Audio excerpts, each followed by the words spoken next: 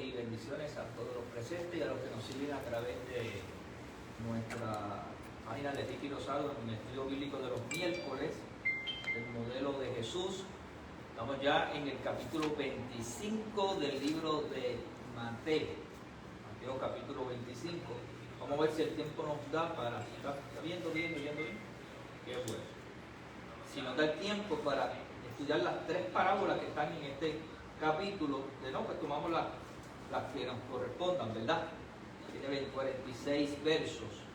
Este capítulo 25, vamos a leer primero, son tres parábolas, vamos a trabajar con la parábola de las 10 vírgenes. Todo está sincronizado en alguna manera con Mateo 24. Acuérdense que este es el mensaje que Jesús está predicando en el Monte de los Olivos, apenas ya a horas de su arresto y su entrega por Judas. Y entonces, el Mateo 25 es un contexto del capítulo 24, es como una secuencia para ahora en parábolas que tienen relevancia con lo que Jesús había dicho, pero también son unos principios de vida para nosotros aprender cosas adicionales. Las enseñanzas de Jesús iban en las vertientes presentes, pero también en otros aspectos de la vida de nosotros los creyentes. Por lo tanto, voy a leer aquí algunos versos de esta parábola. Entonces el reino de los cielos será semejante a 10 vírgenes que tomando sus lámparas salieron a recibir al esposo. Ya aquí vemos rápidamente que está hablando de una boda, de la boda como se celebraba en Palestina, la costumbre de aquellos entonces, que también todavía nos quedan algunas costumbres a nosotros todavía de ese estilo de boda en alguna manera. 5 de ellas eran prudentes y 5 insensatas, así las divide el Señor en la enseñanza. Las insensatas, tomando sus lámparas, no tomaron consigo aceite, que fue el fallo donde no había buena sabiduría, ¿verdad? Mas las prudentes tomaron aceite en sus vasijas, o sea que las llenaron bien, juntamente con sus lámparas. O sea, parece que tenían la lámpara para las vasijas llenas o un repuesto. Partimos de esa premisa. Y tardándose el esposo, cabecearon todas y se durmieron. Y a la medianoche se oyó un clamor: aquí viene el esposo, salid a recibirlo. Entonces todas aquellas vírgenes se levantaron y arreglaron sus lámparas. Y las insensatas dijeron a las prudentes: danos de vuestro aceite, porque nuestras lámparas se están apagando, o se apagan. Mas las prudentes respondieron diciendo: para que no nos falte a nosotras y a vosotras, esas dos las que se queden a pie, ¿verdad? Y más bien a los que venden y comprar para vosotras mismas. Pero mientras ellas iban a comprar, vino el esposo, y las que estaban preparadas entraron con él a las bodas y se cerró la puerta. Después vinieron también las otras vírgenes diciendo: Señor, Señor, ábrenos. Mas él respondiendo dijo: de cierto os digo que no os conozco. Velad pues, porque no sabéis el día ni la hora en que el Hijo del Hombre ha de venir. Bueno, esta es una parábola que se ha predicado bastante de ella. Se usa con frecuencia. Algunas veces tiene que haber oído de ella. Este capítulo 25 generalmente es tratado como parte del sermón del Monte de los Olivos, donde se predicó el capítulo Mateo 24, ¿verdad? Solo Mateo nos presenta este material. Claramente el capítulo se divide en 3 partes. Las primeras 2 son parábolas del reino y la tercera describe una escena del juicio que implica el lenguaje parabólico de ovejas y cabritos. Haciendo referencia a la del capítulo, a las 10 vírgenes, no hay historia que pudiera haber ilustrado más vigorosamente la necesidad de estar constantemente listo para ese encuentro con el Señor. De hecho, Jesús usó una figura familiar y muy querida de la gente, que era la boda, una boda. Las bodas, tú sabes que a todos nosotros nos llaman la atención, por alguna razón. Y entonces, en Palestina, a veces duraban 2 y 3 semanas, la fiesta de boda. Eso era algo para ellos muy significativo. Describió a 10 vírgenes que tomando sus lámparas salieron a recibir al esposo. En este caso el esposo es el novio. 5 de ellas eran prudentes, así lo describe, o cuidadosas de sus intereses, de lo que estaban, eran responsables, ¿verdad? Pero las otras eran insensatas, lo que significa era que no tomaron la prudencia ni la responsabilidad ni se manejaron adecuadamente para una boda, como era en aquel entonces. Acuérdense que el servicio de energía eléctrica era muy escaso, era la gente se autoalumbraba y una de las formas que usaban eran estas lámparas con aceite, que tenían una mechita que se encendían. Muchos de ustedes a lo mejor vieron esas lámparas. Mi papá, recuerdo que le llamábamos quinqué, ¿verdad? Y entonces yo me acuerdo que él echaba un aceite y tú la prendías la mecha y eso duraba Ya, ¿perdón? ya quiero ser. Sí, un gas líquido, ¿verdad? Sí, yo recuerdo que tenía, fíjate, no me acuerdo que era gas, pero un aceite, yo pensaba que era un aceite. Parece, sí. Y entonces, porque yo soy de acá, acuérdense, yo soy de las de batería.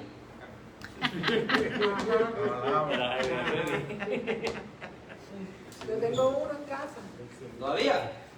Ah, no, yo llegué a ver, yo lo que tuve, eso era de mi papá, yo el que tuve, que Grey lo compró, era uno que sí tenía las mechas, pero es un gas propano. Ajá. Tú compras el gas, funciona muy bien, pero últimamente ya no tenemos eso, ahora son de batería. Abajo tengo todavía. Aquí queda. Sí, Eran en Coleman. casa yo tengo también. Sí, pero ahora usamos casi siempre de batería. Sí. Y cuando más lo necesita. La batería. Entonces, y tardándose el esposo, pasado el tiempo, o sea, se tardó unas horas más, todas las vírgenes cabecearon y se durmieron, les dio sueño. Es bueno explicar algo más ya mismo sobre estas vírgenes para que sepan lo que está pasando. Por lo tanto, comenzaron a cabecear y comenzaron a dormir tal, y es entre dormir y despierto, ¿verdad? Que se quedan las personas. El cuadro aquí es el de una típica boda judía de Palestina. El novio, acompañado por sus amigos, va a la casa de su prometida, ¿verdad? Para buscarla. Y llega con una gozosa procesión a su propio hogar. Antes de llegar al hogar de su prometida, él viene con unos amigos y entra a otro hogar, camino al hogar de su prometida, y allí están el séquito, las vírgenes, que típicamente eran 10. Mire, a nosotros no nos vayamos tan lejos para comprender esto. ¿Cómo son las bodas nuestras? Hasta hace unos años atrás, porque eso se ha ido cambiando. Pero ¿cómo eran? Mira, que yo me casé, fue más o menos así, pero yo veía otras hasta más, con más damas, eran las damas, Ajá. o los caballeros. En el caso de nosotros, hay bodas que las hacemos con damas nada más, de nosotros fue con damas nada más, Sí. y eran como 4, ¿verdad? Sí. Y hay lugares que, como las familias son bien grandes, pues todas las primas, las hermanas, y hay damas y caballeros, pues esas son las vírgenes. Ese era el simbolismo. ¿Ves? Que acá de nosotros es por familia, pero allá era con un simbolismo, eran 10 vírgenes representativas, ¿verdad? De la pureza y de la santidad del matrimonio. ¿Ves? Acá también eran jóvenes, yo recuerdo, y eran amigos, familiares, personas bien significativas llegadas a ti. Y acá, yo me acuerdo en Puerto Rico se coge la dama de honor, ¿verdad? Y esa es la amiga más amiga de la novia, o la hermana menor, qué sé yo, que algo parecido. Entonces, Trench, que es un teólogo, piensa que las vírgenes se unieron a la procesión en algún punto convenido y entraron con el resto de la compañía del novio en el salón de la fiesta. Por otro lado, Erdenstein dice que la parábola implica que el novio vino de cierta distancia y estaba en camino a la casa de la novia. De la misma manera, la procesión nupcial ha de encontrarlo a él en su llegada y acompañarlo al santuario nupcial. Morrison simplemente comenta que al recibir al esposo significa darle la bienvenida en la ocasión de su llegada a buscar su novia. O sea que eran diferentes narrativas, pero de lo mismo, eran unas costumbres, ¿verdad? Por lo tanto, estas 10 vírgenes estaban esperando al esposo. Simbólicamente, nosotros los predicadores modernos decimos que las 10 vírgenes es el creyente o la iglesia, ¿verdad? Está esperando. Nos cuenta de esas 10 vírgenes, pues era el número requerido para la ceremonia, o sea que no era la tradición, 10. No se menciona a la esposa porque en la lección de la parábola las vírgenes ocupaban su lugar, no estaba allí.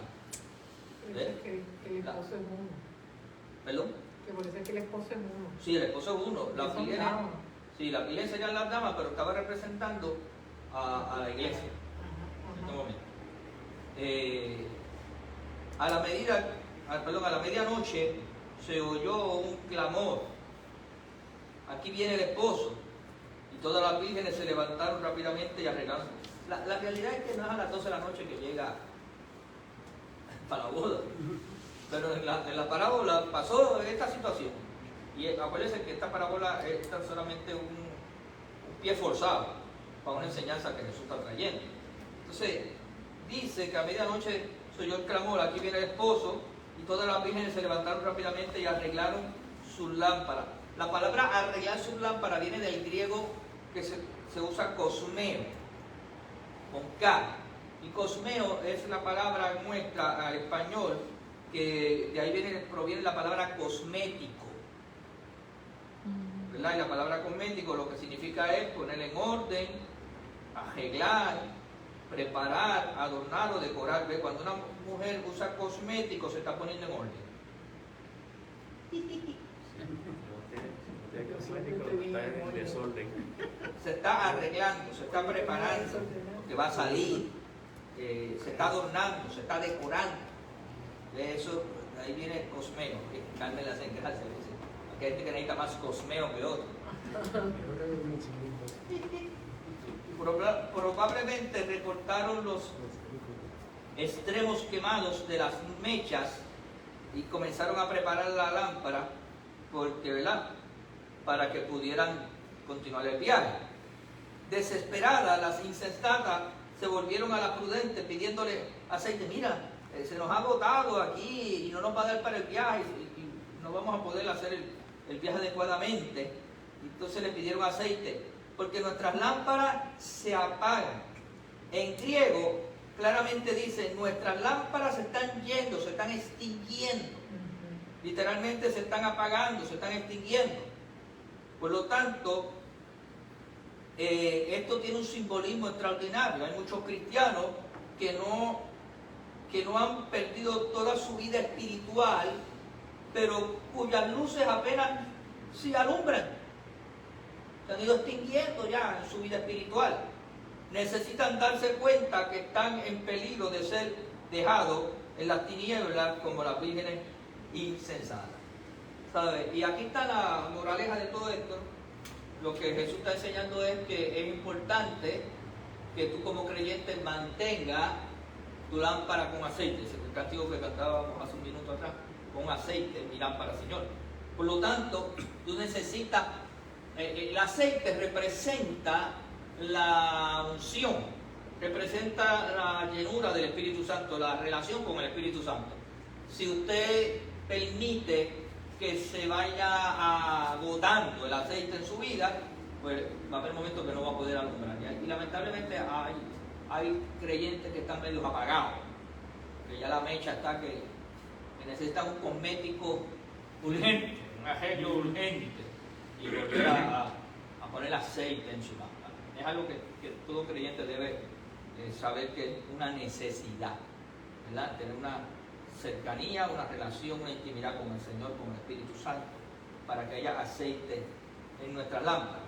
Pues entonces, cuando eso ocurrió, la prudente se negaron.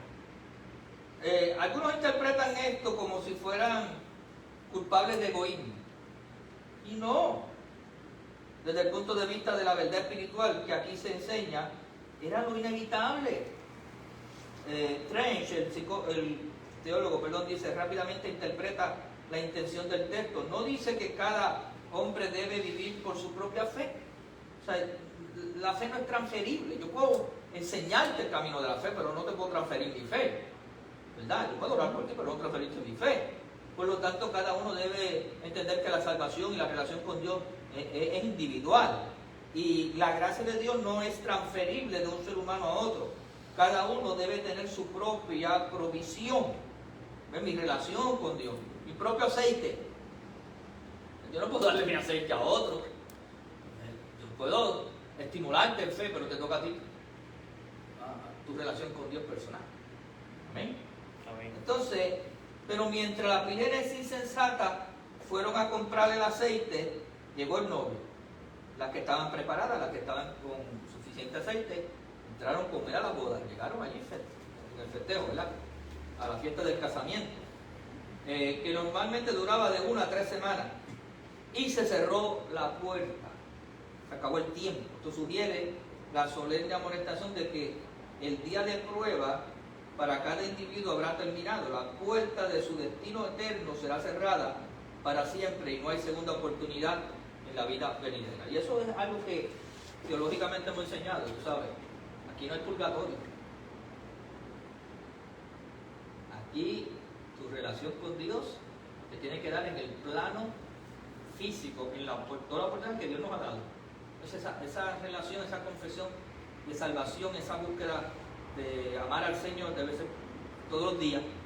Y entonces el paso del arrepentimiento o el llenar tu lámpara de aceite no es después que se acabe el tiempo aquí, ¿no? Para eso es un tiempo. Y bíblicamente uno buscando alguna fórmula para eso, yo no la he encontrado, ¿verdad? Tengo que ser sincero. Yo sí he llegado hasta decir que el que determina y el que juzga es el Señor, y que el que murió en la cruz es Él, y Él otorga la salvación conforme a su gracia. Pero que hay, yo no tengo más fundamento bíblico, por eso que dije, ¿verdad? Eso ahí, no existe tal purgatorio aquí. Gente lo purga en vida, y entonces ahí es que tiene su relación con Dios. Por lo tanto, finalmente llegaron las vírgenes insensatas, pero encontraron que les había sido cerrada la puerta.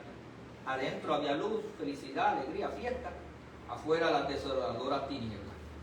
Las vírgenes clamaban desesperadas: Señor, Señor, ábrenos. Pero era demasiado tarde, el esposo no reconoció sus voces. Y no se abrió la puerta, porque había una cuestión de seguridad como hay ahora. Y en Palestina, pues a veces cerraban las puertas, no volvían a abrir hasta el otro día. Velad pues, entonces aquí viene el consejo del Señor en el verso 13: velad pues, porque no sabéis el día ni la hora en que el Hijo del Hombre ha de venir. Vigilen, mantengan aceite en sus lámparas. Es lo que tú y yo tenemos que hacer, ¿verdad? Mantener nuestra relación con Dios. Por lo demás no hay que preocuparse, hermano. Por lo tanto, nos enseña que debemos estar preparados, que en cualquier momento puede ocurrir esa manifestación del Hijo. Para hacerlo debemos tener nuestra experiencia cristiana al día, ya que el aceite es un símbolo reconocido del Espíritu Santo. Tanto en el Antiguo Testamento como en el Nuevo Testamento nos sugiere que debemos estar llenos del Espíritu de Dios. Amén. Amén. Y esa es la primera enseñanza de parábola que Jesús utilizó en el capítulo 25. La segunda es la de los talentos, que tanto hemos predicado fuera del contexto de lo del Mateo 24. Usualmente cuando lo hablamos no hacemos reseña de nada de eso. De hecho, parece una parábola como si no tuviera que guardar ninguna relación con lo que está pasando en el capítulo 24 de Mateo. Cuando uno la lee así, cuando la lee dentro del contexto, pues se puede dar cuenta de algunas otras cosas. Pero vamos a verla hoy dentro del contexto de Mateo 24. Porque el reino de los cielos es como, estoy leyendo ya el verso 14, como un hombre que yéndose lejos, llamó a su siervo y le entregó sus bienes. La Biblia habla mucho de administración y de negocio, hermano. En esa época hay gente que le turba un poco eso. Cuando hablamos de finanzas, de recursos, Jesús habló. Wow, yo te diría que un 70% de las parábolas de Jesús tenían que ver con administración, con business, con negocio, con administración comercial. Constantemente. ¿Por qué? Porque la vida es eso, una administración. Entonces, porque el reino de los cielos es como un hombre que yéndose lejos, llamó a su siervo, estos eran empleados de su finca, y le entregó sus bienes. A uno dio 5 talentos, a otros 2, y a otro le dio 1. A cada uno conforme a su capacidad. de administrar, de administración, ¿verdad? Y luego se fue lejos. Y el que había recibido 5 talentos fue, ¿y qué hizo? Negocio. Negoció con ellos. Es lo que debemos hacer nosotros en la vida, negociar. Y ganó otros 5 talentos. Asimismo, el que había recibido 2, y yo quiero decirle que estos no son talentos de habilidades, son lingotes de plata, que el equivalente en dinero eran $1,000. Está hablando de dinero, y le dio dinero, que era uno de los instrumentos de negociación de aquel entonces, la plata, el oro. Después de mucho tiempo vino el Señor, pero el que había recibido 1 fue y cavó en la tierra y escondió el dinero. Bueno, había un banco. Bueno, había otro tipo de banco, no como el de nosotros ahora, ¿verdad? Pero había, porque aquí ahorita lo vas a ver, que el Señor se lo reclamó. Pero vino y lo cavó, lo guardó en la caja fuerte de su casa, la caleta. Y entonces,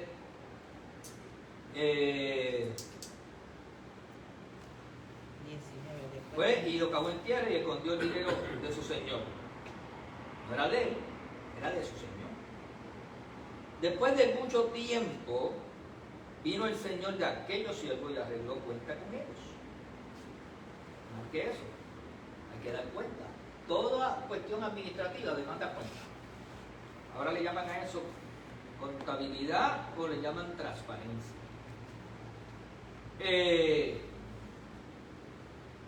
Y llegando el que había recibido 5 talentos, trajo otros 5 talentos, diciendo: Señor, 5 talentos me entregaste, aquí tienes, he ganado otros, de ganancia, gané otros 5 talentos sobre ellos, los multipliqué. Y su Señor le dijo: buen siervo, bien, le dijo bien, perdón, lo reconoció, buen siervo y fiel. Sobre poco has sido fiel, sobre mucho te pondré. Entra en el gozo de tu Señor. O sea que le iban a dar más. Llegando también el que había recibido 2 talentos, dijo: Señor, 2 talentos me entregaste, aquí tienes, he ganado otros 2 talentos sobre él. Y su Señor le dijo: bien, buen siervo, fiel. Ya te lo dijo lo mismo. Sobre poco has sido fiel, sobre mucho te pondré. Entra en el gozo de tu Señor. Parece que este era la paga, el reconocimiento que estaba establecido, ¿verdad? Pero llegando también el que había recibido 1 talento, dijo: Señor, te conocía que eres hombre duro. Yo no sé dónde lo conocía, a lo mejor pues, tendría alguna razón, ¿verdad? Yo siempre he pensado que como que eso es una excusa, ¿verdad? Para tratar de esconder por qué actúe de esa manera. Y luego le dijo: que ciega donde no sembraste y recoge donde no esparciste. Este era el peor jefe que había, ¿verdad? Por lo cual tuve miedo y fui y escondí tu talento en la tierra. Aquí tiene lo que es tuyo. Toda una excusa. Respondiendo su señor, le dijo: siervo malo y negligente, sabía que ciego donde no sembré y que recojo donde no esparcí. Fíjate, se lo dio por bueno, el alegato. Pero el cantazo venía detrás. Por tanto, pero primero le dijo: siervo malo y negligente. Le aceptó el alegato, pero le dijo sus 2 fallas. Eres mal siervo. No pudiste cumplir con la responsabilidad. Eres un descuidado, un responsable negligente. Sabía que ciego donde no sembré y que recojo donde no esparcí. Por tanto, debías haber dado mi dinero a los banqueros. O sea que la banca existía, no como tú y yo la conocemos, pues existía. Y al venir yo, hubiera recibido lo que es mío con los intereses. Por lo menos un dividendo, algo esto hubiera producido. Quitarle pues el talento y darlo ¿a quién? Al que tiene 10. Porque, mire, y aquí hay un principio poderoso, porque al que tiene, le será dado y tendrá más. y al que no tiene, aún lo que tiene le será quitado. Y esto le contesta la pregunta a muchas personas que a veces yo las veo ingenuas por ahí. Yo no sé, mira, siempre, al que tiene siempre le dan más. Por eso que le dan más. Porque sabe multiplicar, sabe trabajar, sabe esforzarse. Y eso es para todo el mundo, sea cristiano o no sea cristiano. Es una ley que Dios estableció. El que se esfuerza, trabaja y produce, tiene derecho a recibir más. La gente dice, no, eso está mal, eso es una injusticia. Bueno, pues esto suena medio capitalista, ¿verdad? Pero el capitalismo no es de malo, no es de todo malo, hay muchas cosas buenas. Y entonces ahí estaba el principio de la siembra y la cosecha, del esfuerzo y el trabajo y la productividad. Entonces después dice, y al siervo inútil échale en las tinieblas de afuera.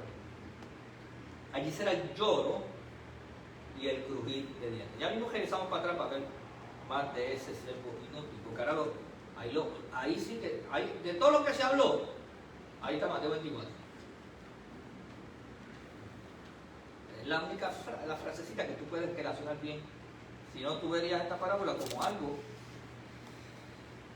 fuera de, pero estaba dentro de. ¿Está bien? Entonces, esta parábola es similar a la de las minas que está en Lucas capítulo 19 del 11 al 28. Jesús había hablado de esto en Lucas, pero con un ejemplo de las minas. En ambas el dinero es confiado a siervos. Las tres dan informes. Los tres tienen que dar un informe. Los dos primeros son encomiados o reconocidos y el tercero recibe condenación. Pero la diferencia sobrepuja en la semejanza, de modo que deben ser consideradas parábolas distintas, habladas en diferentes ocasiones. Una está relacionada con el contexto de Mateo 24 y otra pues de las enseñanzas que estaba dando Jesús. Por eso que las podemos manejar, ¿verdad? En Mateo el patrón de 5 talentos a un siervo, a otros 2 y al tercero 1, mientras que Lucas da una mina a cada uno de los 10 siervos.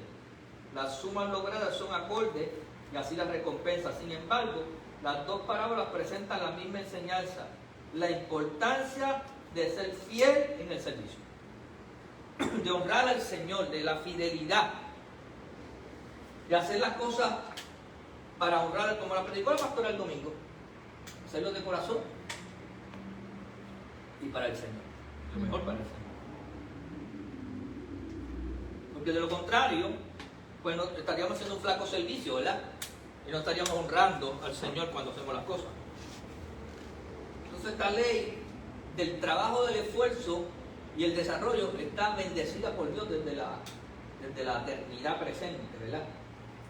Ahora, Jesús,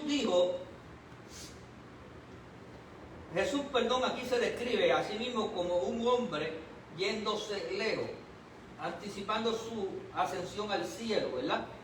Este hombre confía su dinero a sus siervos, dando a unos 5, a otros 2 y a otros 1, a cada uno conforme a su capacidad. Cada talento equivalía a unos $1,000. O sea, Jesús entregó talentos a la iglesia, a los apóstoles, a los discípulos, a todos nosotros, para que lo multipliquemos aquí en la tierra. Seamos nosotros bendecidos y otros también pueden ser bendecidos. Lo podemos ver en el aspecto espiritual, pero lo podemos ver en el aspecto natural, de vida, de desarrollo, secular también. Todos los talentos que nuestro Dios nos concede, debemos usarlos para su gloria y en favor de toda la humanidad. Todo lo que yo haga debe ser para darle gloria al Señor y para bendecir a otros. Siempre que tú hagas algo, hazte esa pregunta: ¿esto le da gloria a Dios?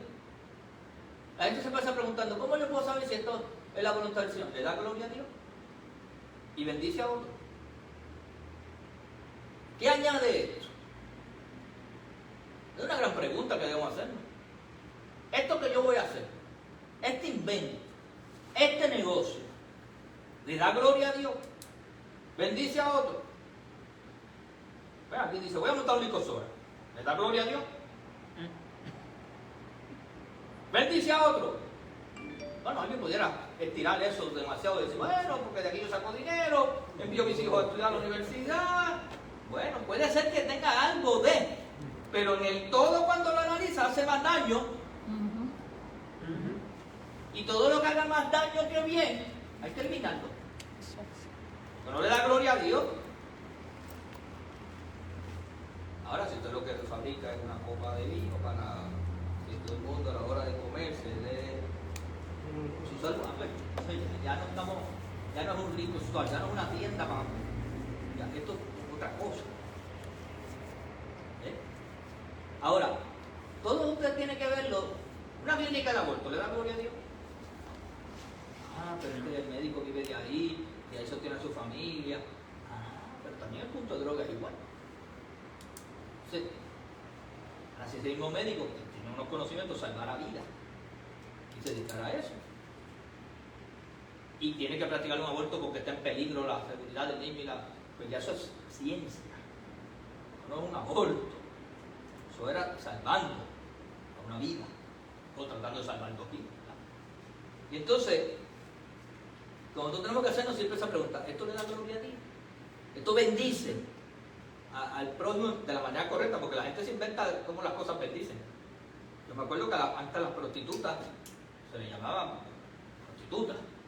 ¿Ahora se le llama qué? Mujer de la buena vida. No, profesionales, empleadas. Trabajadoras, Profesionales del sexo. ¿verdad? Trabajadoras del sexo. Y tienen esto un reconocimiento. Tienen hasta unión y todo. Entonces, nosotros tiene a veces una unión y otras cosas. Y tú ves, hay lugares que te dicen, oye, mira, tiene todas las certificaciones al día y se pagan patente y todo. Certificado de salud. Y todo, no, pero al día, bien sofisticado. Entonces, la sociedad a veces se engaña a sí misma, ¿tú sabes? Quiere vender ciertas cosas sabiendo que ni le da gloria a Dios y bendice a otro. Ujú. Por lo tanto, esa es la gran pregunta que tú siempre debes hacerte. El hombre que había recibido los 5 talentos los duplicó, haciendo igual que el que había recibido 2. Pero el que había recibido 1 fue y cavó en la tierra y escondió el dinero del Señor. Y con demasiada frecuencia es cierto que en los círculos de la iglesia una persona se siente que solo tiene un talento y lo entierra en lugar de emplearlo en el servicio del rey. Mire, no se sienta mal porque sea uno. Empieza con uno. Empieza con lo poco. Si en lo poco eres fiel, en lo mucho te vas a poner. Honra a Dios con lo que tú tienes. Y después se va a ir multiplicando. Eso es ley de vida. No menosprecies lo que tú tienes en la vida. Hay gente que se siente menos porque tiene poco, pero oye, administra eso poco bien y tú verás cómo va a ir en crecimiento, en desarrollo. Lo vas a ver. Por lo tanto, cuando el Señor o el amo volvió, arregló cuenta con ellos. Y créame que hay que dar cuenta. Esto no es por la libre, ¿verdad? Los 2 primeros hombres informaron que habían duplicado los talentos recibidos. Fueron y enseñaron el producto, ¿verdad? Y lo entregaron como era. Como réplica, el patrón les dio las mismas palabras de encomio. La recompensa prometida estaba basada en su fidelidad y no en su capacidad. Oiga bien, Dios lo que está buscando de nosotros es fidelidad. A veces no es la gran capacidad, no es que seamos la gran cosa. La gente se enfoca a veces en impresionar y no son fieles. Y eso pasa en la competencia en los trabajos y en la sociedad. La gente quiere impresionar y por impresionar hacen un montón de embrujos. Y engañan y mienten y hacen 20 cosas. Y todo lo que tú necesitas es fidelidad. Yo le decía a una persona hoy, decía, esas personas que están a tu lado, a lo mejor no rinden todas las expectativas de lo que tú puedes percibir, pero tan fieles como eso no va a encontrar a nadie. Y yo he aprendido que la fidelidad para mí tiene un valor incalculable. No, es más, me gusta que las cosas queden bien, pero yo no mido tanto que las cosas queden bien, yo mido la fidelidad. Le digo, esa persona metió su corazón ahí. Yo prefiero uno fiel que uno que sepa demasiado, porque yo aprendí que esos que saben demasiado si no lo hacen a la entrada. Lo hacen a la salida. Eso tarde o temprano, papá, son escorpiones, santo Dios. Santo. Profetizando, salió lo de profeta aquí. El látigo. Aquí no de vez en cuando, tú sabes. Eso dijeron por ti. Entonces le dijo, buen siervo y fiel. Fíjate, lo primero que le dio, reconocimiento de que eran buenos. Habían hecho un buen trabajo. Segundo, y lo más importante, fiel. No por capaces y expertos. Estas son dos virtudes sólidas y honestas que cada uno puede tener. El pobre, tanto como el rico. ¿Sabes? El pobre y el rico, cuando se les encomienda, pueden hacer algo bien y pueden ser fieles. El iletrado, como el intelectual, pueden hacer algo bien y pueden hacer algo honesto y fiel. Estas son las dos únicas cosas que Dios exige de todo: que seamos buenos en el carácter y fieles en el servicio. Lo demás se va aprendiendo poco a poco. Lo demás se va desarrollando. Sin embargo, el hombre de un talento vino con queja y sus necias coartadas. Y fíjate todo lo que dijo, que está, eso está en tela de juicio, si es verdad que el hombre era tan duro y tan aquello y tan lo otro. Yo hablando de mi Señor jamás. Jesucristo era así. Pero el hombre vino con todos aquellos alegatos. De hecho, los franceses tienen un buen proverbio que bien puede aplicarse a la actitud de este hombre. Yo no sé mucho de francés, pero dice qui excuses, excuses. Salud. ¿Cómo? No me la pregunto que no me va a salir 2 veces. El que se excusa, se acusa a sí mismo. Brutal, ¿verdad? El que se excusa, se acusa a sí mismo. Y en puertorriqueño decimos que las excusas solamente satisfacen al que las da. Como para uno lavarse uno mismo ahí, santificarse uno mismo. Pero el que la está recibiendo dice. Por lo tanto, el que se acusa a sí mismo. El amo condenó al holgazán y egoísta siervo indolente, el vagoneta este. El hombre debió entregar el dinero de su señor a los banqueros. Tú sabes, algo hubieras hecho. Si tú entendías que no te daba el tiempo, que no sabías cómo hacerlo, por lo menos asegura el dinero. Oye, no le entierres por allí, imagínate que alguien lo hubiera tomado. El Señor ordenó a sus siervos que tomaran el talento de este hombre y se lo dieran al que tenía 10. ¿Ve el principio ahí? O sea que el que tiene, se le dará más. ¿Cuán a menudo los hombres de 10 talentos tienen que hacer la labor del que debió haber efectuado el hombre de un talento? ¿Tú has visto que a veces el que más trabaja, el que más responsable tiene que hacer lo de él y lo del otro? ¿Vaya a alguna oficina de gobierno? ¿Vaya a alguna oficina por ahí? ¿Se va a dar cuenta de lo que yo estoy hablando? El verso 29 nos encontramos con un principio vital universal. El hombre que emplea sus muchos talentos siempre gana más. Entonces usted no se moleste, los que me siguen, no se molesten. Si usted ve a alguien de momento prosperando, pero lo ve trabajando fuerte, lo ve dedicado, lo ve... Mira, trabajó duro. Se merece reconocimiento, merece que yo me pare y lo aplaudo. Ayer yo estaba en el evento de los reconocimientos de los estudiantes de la Escuela de Leyes.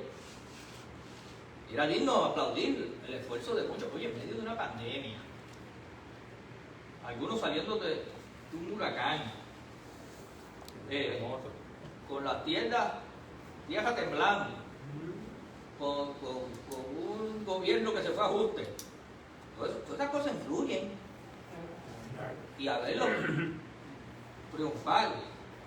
Como una, bueno, algunos, muchos no han tomado la reválida, pero los que la tomaron, enfrentarse a una reválida con todas las situaciones que a su haber han tenido. Oye, son dignos de que se les aplaude, que se les reconozca, que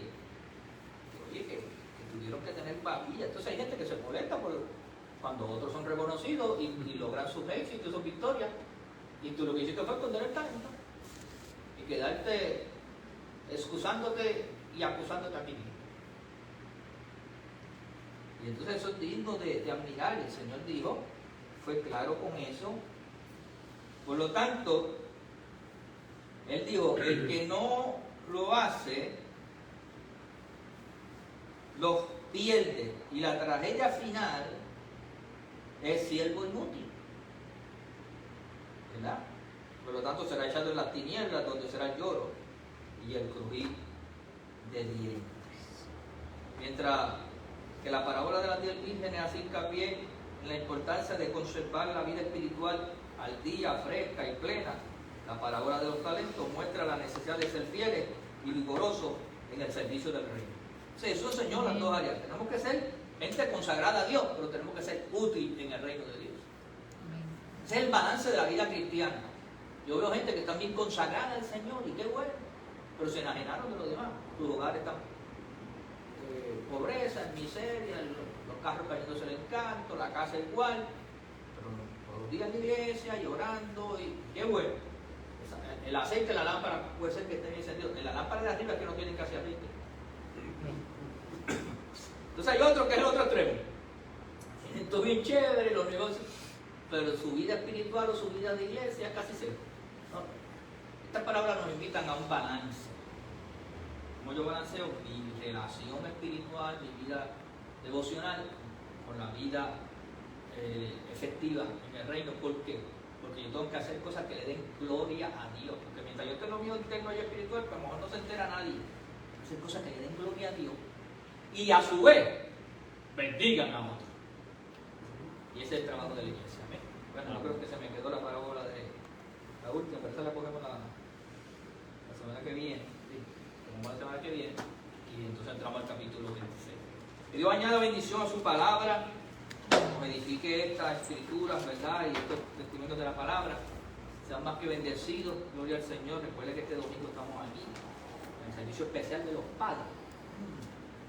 Y nada, todos los que son parte de y los que deseo de servir al Señor quieren ofrendar, lo pueden hacer a través de nuestra página de ATH Móvil como CFC Fe y Gracia. CFC Fe y Gracia. Voy a entrar a la página de esa Fe y Gracia y va a haber otra forma y manera. Sean más que bendecidos, más y gozo en el Señor.